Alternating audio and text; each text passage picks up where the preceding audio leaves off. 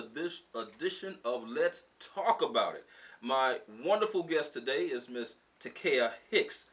How you doing, Kai? I am great. Baby, good to see you. You too. As you always, too. as always.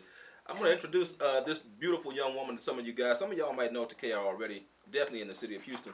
She's one of the most awesome singers in the city of Houston. Thank you, sir. Yeah, I mean, she plays everywhere. You go there, you're going to probably see Kai Hicks doing her thing. Kai, how did you even get involved in the music industry anyway? Wow, that's a funny story. I was separating from my husband, and my cousin decided to take me to this little cafe called Red Cat. We walked in the Red Cat. I sang on an open mic, Been So Long, and that's how I started singing live music in Houston. Wow, are you serious? Mm-hmm. Nobody had ever seen me or heard of me or anything. I was just actually coming in for a drink. We were just coming in to unwind, and boom. Wow. God had other plans, and wow. that's how that happened. Wow. And I was there for 10 years straight. For 10 years straight. Yep. At the Red Cat. I know that's how you and I originally met. Absolutely. Was at the Red Cat. But right. I had no idea the backstory behind Kai beginning to sing. All I knew was this person sang, but I didn't know that was the.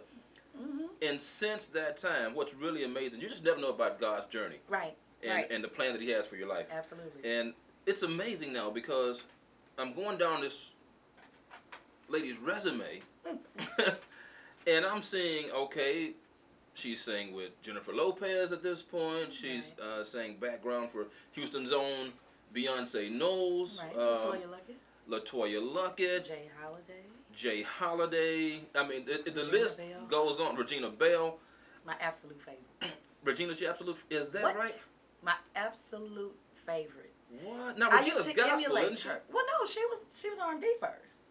You know, baby, come to me. Yeah. Wait a minute. Give me a little bit more of that. You sounding good. My favorite song by her used to be "Make It Like It Was." Make it like right. Yeah. Yes. I can't. I'm not gonna that try and, to. But yeah. The one she did for her kids, If I Could.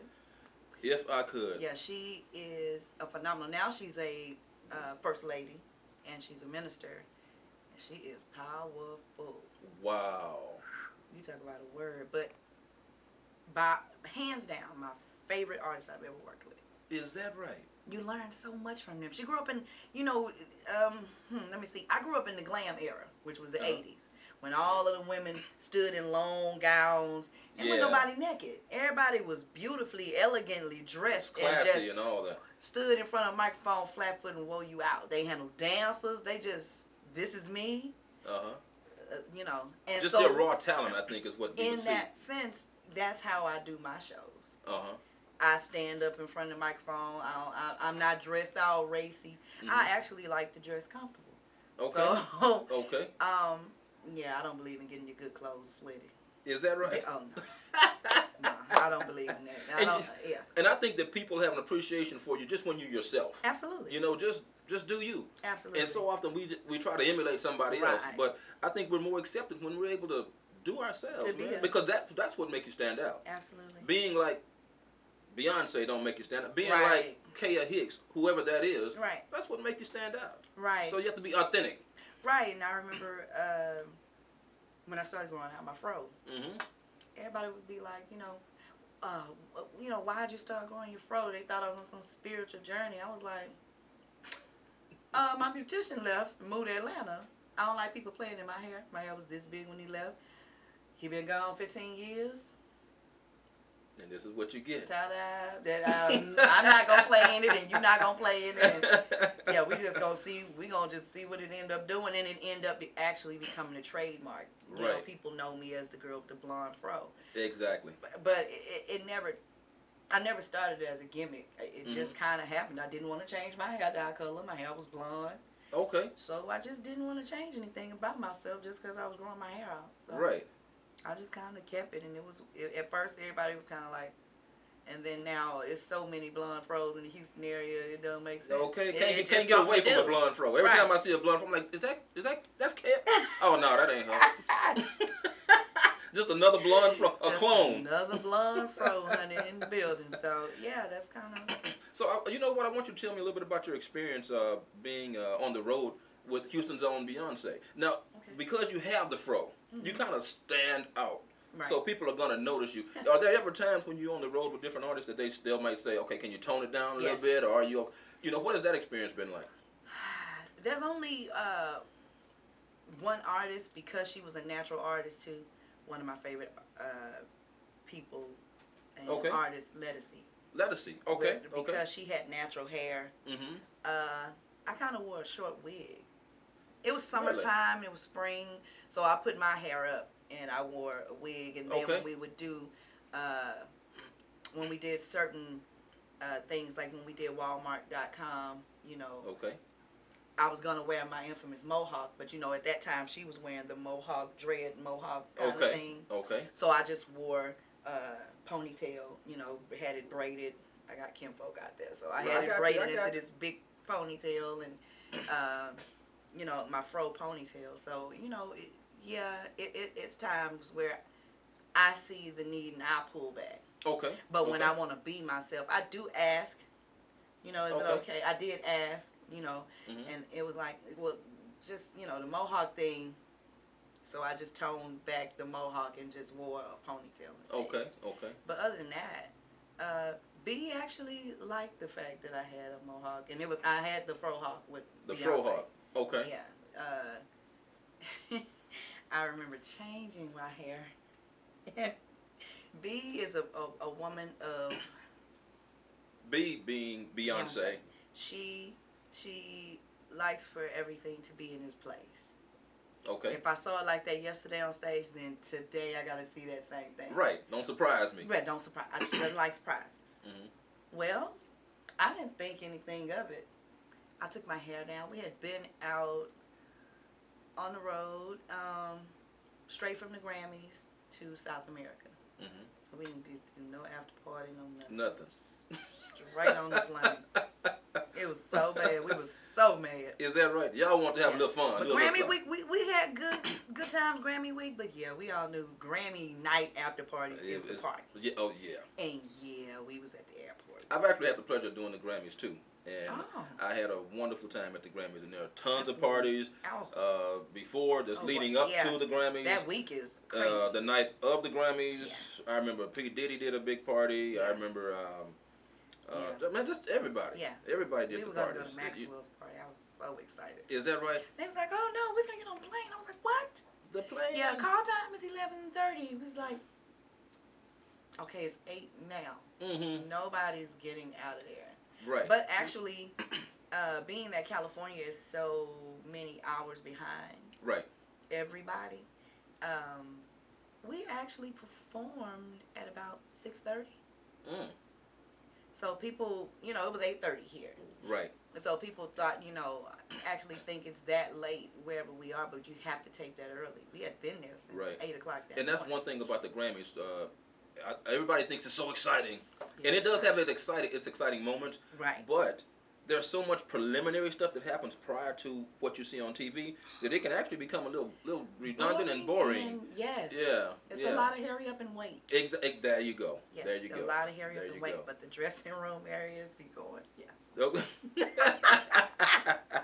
Craft services and all this good stuff. Craft services is really important on a set. Yes, good food is always I look forward to us getting some craft services at some point in time. Yes. Oh, me too. I'll be back. Okay. Yep.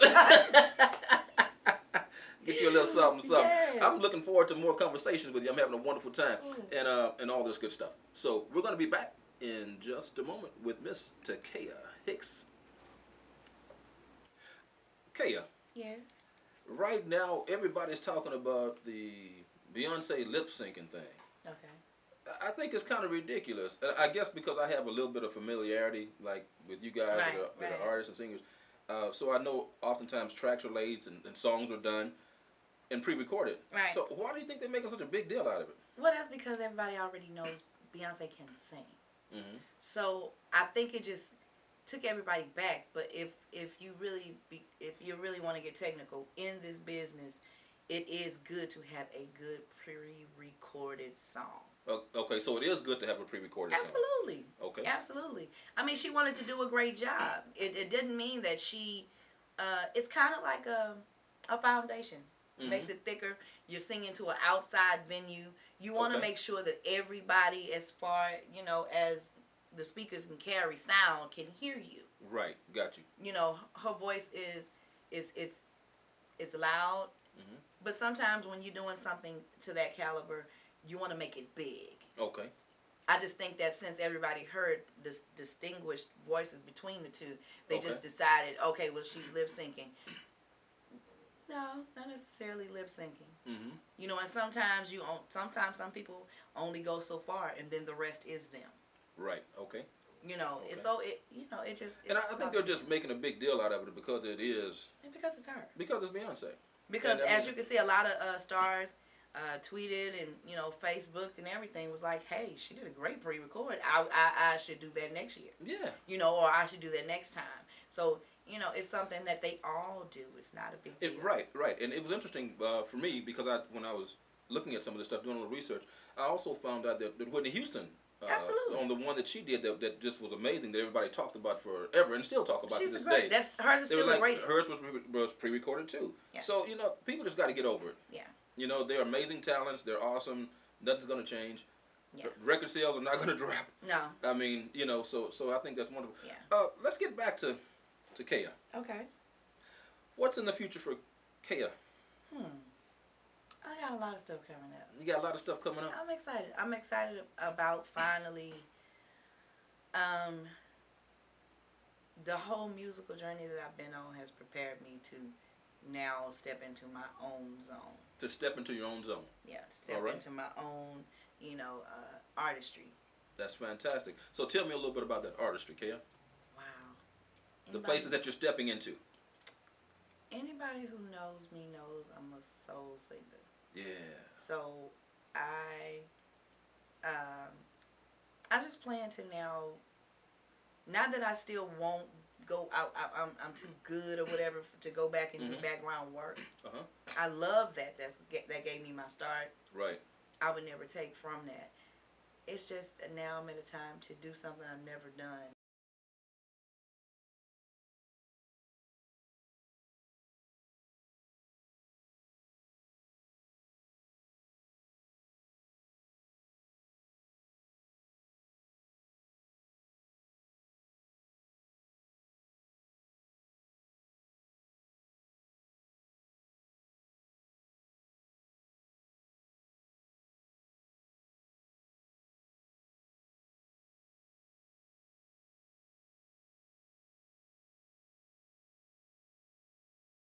Absolutely. Make some changes and just consider it a foundation to take you to the next place, the next level.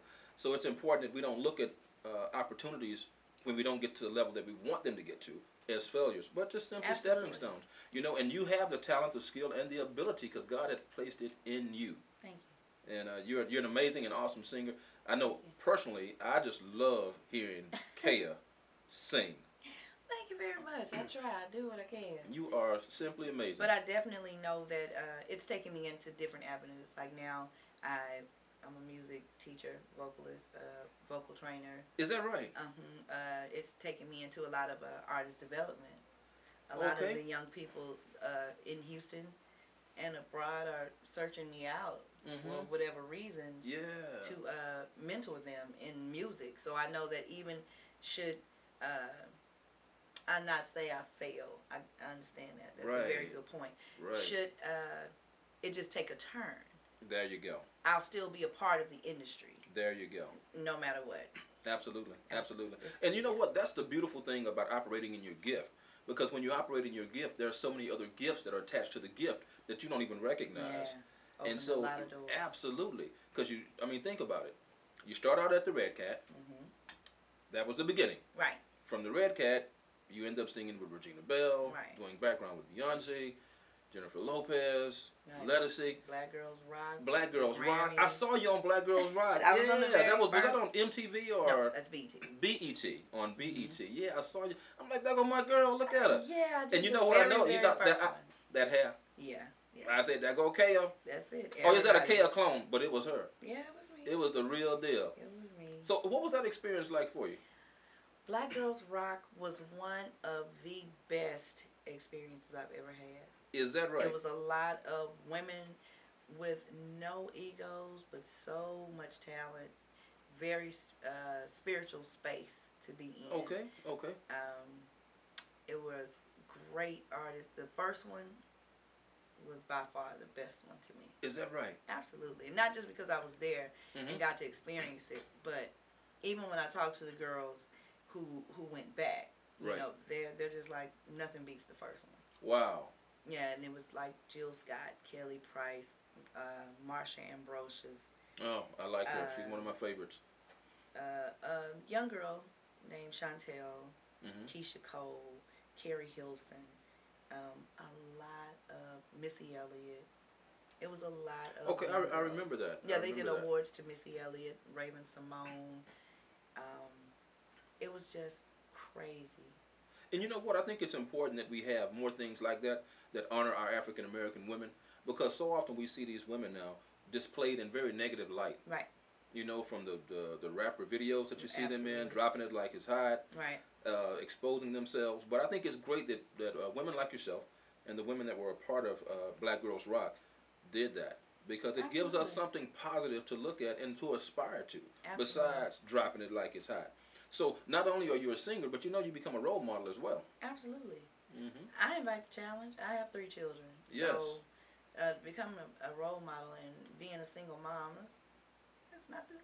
You can And handle that. I'm we were speaking earlier, and so many people call me mother anyway, Yes. because I like to I'm always there to help. Yeah.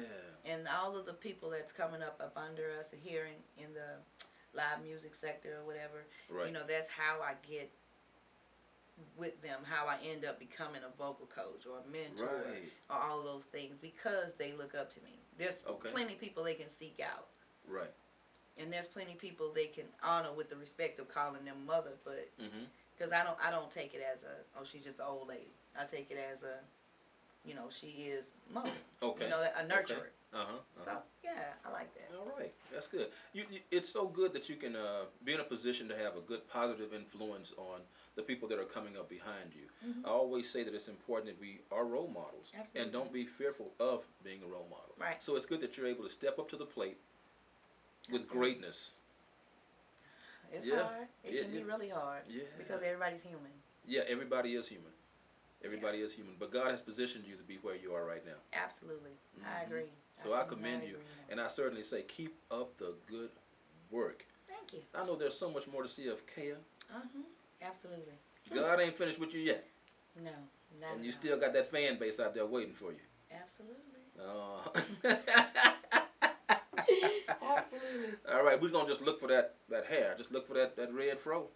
And you will find Kaya. Or either you might find a Kaya clone. I don't know. Because I see some clones walking around. Well.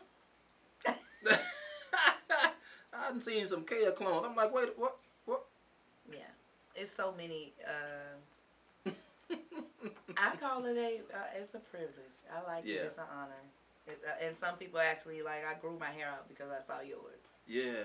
And that is, that's cool. And that's why it's it's so. like that. That's really cool. That is cool. That's why it's so important that we just be ourselves, man. Be who you are. Do you. I always say, do you. Yeah, absolutely. Do you. Whatever that is, do you. Yeah, because I had no intentions, like I said, of becoming a trendsetter of any kind. It's just in Houston. That's you need just to the be way. natural. Exactly. It's too hot not to be. Well, you keep on being natural, baby. There's so much more to come. Absolutely. I have a question for you. Okay. And this was a question that I asked Kelly Price actually when I had a chance to work with her, because she does R&B and she does gospel. Right. Are there ever times that you feel like if you're doing R&B, you should not do gospel?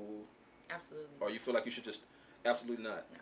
So there's nothing conflicting with R&B and doing gospel? No, I think the the artists who are doing both have their souls are convicted. They want to talk about the relationship with God, so they do gospel. Okay. And but they want to talk about real life, so they sing R&B. Okay. Okay. So R&B is no more than what's happening in our lives every day, and then there's the gospel side of them that want to talk about their connection with God. Wow. Me, myself, I choose to keep my connection private with God, not necessarily singing the gospel. I would probably stick to one genre, but I would love to be on stuff like Celebration of Gospel, to do segments like that. But I don't know if I would be that artist to put out a gospel CD. CD. Okay. Because I feel like my relationship with him is sacred to me. Yeah. And he has people that he's designed to do that for him. Got you. And that's their lane. Yeah, absolutely. Gotcha. Okay. I don't feel like a lot of R&B singers, we get ridiculed for what we sing, but the whole point of the matter is you go through what I sing, so why would you ridicule me for what it is that I'm singing? Got you. Whether it's a hard time, whether it's being in love, whether it's being intimate, whether it's whatever it's talking about. Right.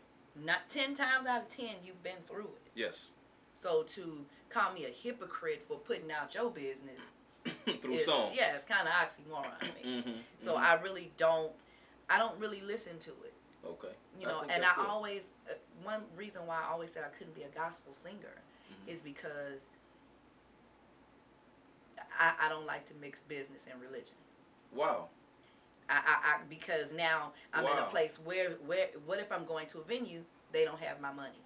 Do I leave those people without a word from God? Or do I think about their souls, or do I think about the food that my kids are missing because you didn't pay me? Got you. So it's going to be hard for me to do my job effectively if both ends are not met. Okay. So I really commend the gospel community for what they do. I'm not that strong. Oh, you're not that girl? I'm going to need mine right up. I need you to make sure there is no misunderstanding. Okay. I'm going to need half before I get there. I'm going to need my other half when I arrive. Got to have your paper. This is what I do. And it happens in the music industry. Oh, it does. Yeah, you get there, you're getting ready to perform, and they don't have your check ready. Yeah. I've seen that with some major artists, actually. Yeah. That's why deposits are everybody's best friend. Oh, just in case you don't make it. That deposit was there. There you go. Okay. And that's important. I know that you're very spiritually grounded. Absolutely. And I know you lean on God for everything in your life. Yes. Now, I know recently also that you just lost a very dear friend to you. Yeah. Yeah. Best friend. Your best friend. Yeah. And for how many years, Taylor? 28. For 28 years. We were 12 years old when we met. Really? Yeah. Wow. Now, what has that been like for you? Well, the mourning process is unlike anything I've ever experienced. She was not only my best friend, but she was my son's godmother. Okay. So it took on two people in my household being extremely hurt. He had her for 18 years. I had her for 28. Right. So it was one of the hardest things I've ever had to go through. But like you said, I have my mom's an evangelist. I came up in a family full of preachers, deacons, missionaries. Right. So I definitely am in a place where I'm trying to just solely depend on God. Yeah. Sanity and peace of mind is everything. Right. It's not at the end of the day, I do this for my family. So when a big piece of my family comes up missing, I lost her to cirrhosis of the liver. Cirrhosis of the liver? Yeah. Okay. And me being a cancer survivor, and her, she passed just shy of her 40th birthday. Wow.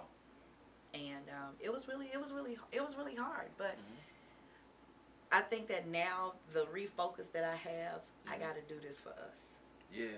I wish that she could have enjoyed the fruits of my labor with me, but I definitely got to do this now. Yeah. And more than ever, I'm more determined to make it at this particular time. That's good. Because I have a lot of people who depend on me. Right. Her kids, my kids. Yeah. Yeah. I want to make those that left me before I want to make them proud. I think that's wonderful. And a lot of times we have to draw strength from those weak moments in our lives. Although they can beat us down, Yeah. we have to pull something from it to Absolutely. take us on and take us on and take us on so that we can keep Absolutely. moving forward. I know that you experienced cancer yourself. What was that like being a cancer survivor, Kaya? I had cervical cancer. Cervical cancer. And at that particular time, I was on the road with Regina. No, I was on the road with Latoya when I found out. With Latoya, okay. Mm-hmm. I actually remember that tour. Mm-hmm. Yeah, I was on the that. road with Latoya when I found out, and but I was still traveling. I never left for the last, I would say 8 years. I never left. I was just constantly going from one artist to the next. Mm-hmm. So it never left. You know, I never had time to rest. And when Latoya went back in the studio for second record, I was still touring with Regina. Okay. And it was so that's when, you know, I told her, they made sure, you know, through, you know, when you feel fatigued, you know, just go straight to your room after, you know. Right. She was my mother hen. Yeah. You know, you're not going anywhere. You're not having any cocktails. You're going straight to sleep. You know, right. Here go a remedy. And her mom, honey, prayed like some. Is that right? Oh, prayed. Like good old fashioned prayer, some great ginger tea. Yeah, I couldn't help but go to sleep. It was good, you know. Well, no wonder you have an attachment to Regina and say that she's definitely one of your favorite artists. But you know what? I emulated her as a child. Is that right? So when my voice tone and her voice tone is so much alike because she was such a big influence on me. Okay. I remember when I first met Regina. Uh-huh. And she drew me into everybody walked into the rehearsal hall. Uh-huh. And I'm standing by the door. You know me. I'm never at loss for words. Never. At any given moment. Ever. So, ever. When I see this woman who I've watched on TV, and it killed me because she had the infamous ponytail. Oh my God, I thought I was gonna die when I saw her. Is that right? And she came in, she sat on the stool, and I'm sitting there, and I'm like, you know, everybody come into the rehearsal hall. Everybody's like, well, where's Kaya? And I'm just standing there, peeping over at her. So she, in awe. Yeah, she catch me and she's like, "Come here," and I'm like, I couldn't even move, so I just told her no. Is that right? Yeah, she was like, "Little black girl, come here." Little black girl with that big old fro. Yeah, come on she over called me little black girl at first. Come here, little black girl. Her nickname for me, she called me Red now. Okay. Little black girl, come here. And I walked over and she was just like, "What is wrong with you?" Mm-hmm. I said, "It is such a pleasure. Like, I could not believe." Wow, I'm right here with Regina. To be on tour with her, I got to meet the Freddie Jackson and Jeffrey Osborne, Stephanie Mills, you know, Houston's Jennifer Holliday. Yeah. You know, all of the greats that I listened to coming up as a kid. Right. Being under her tutelage, I got to see them all live.